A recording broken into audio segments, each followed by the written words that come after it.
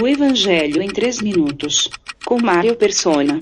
Nos últimos 3 minutos, vimos por que a sabedoria é justificada por seus filhos. Outras versões trazem: a sabedoria é comprovada pelas obras que a acompanham.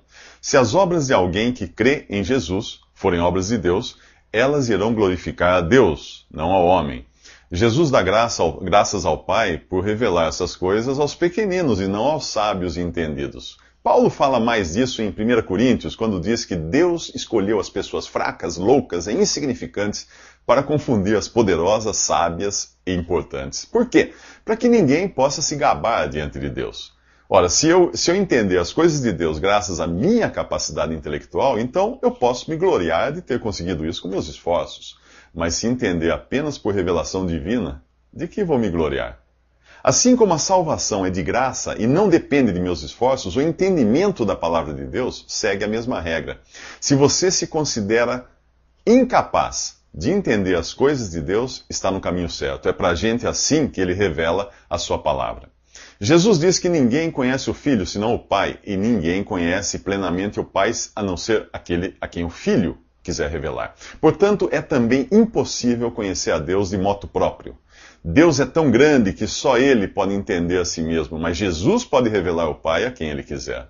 Aquele que conhece o Filho conhece o Pai, foi o que Jesus disse no Evangelho de João, capítulo 14, versículo 7. Se vocês me conhecessem, também conheceriam meu Pai, ele disse.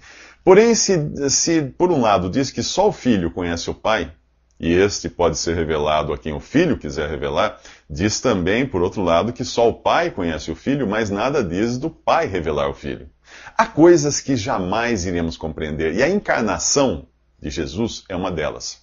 Como Deus, imenso como é, poderia se tornar homem? Não há explicação que caiba na nossa cabeça. Quando andou aqui, Jesus deu breves lampejos da divindade que estava escondida naquele corpo frágil, quando ele falou como Deus e não como homem comum. Uma vez ele disse: antes que Abraão fosse, eu sou. Olha só.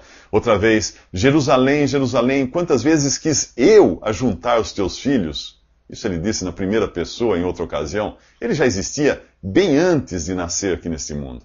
É desse Jesus que eu estou falando, tão sublime, tão elevado, tão magnífico e mesmo assim tão acessível, a ponto de dizer: vinde a mim. É o que você vai ver nos próximos 3 minutos. Visite www.3minutos.net.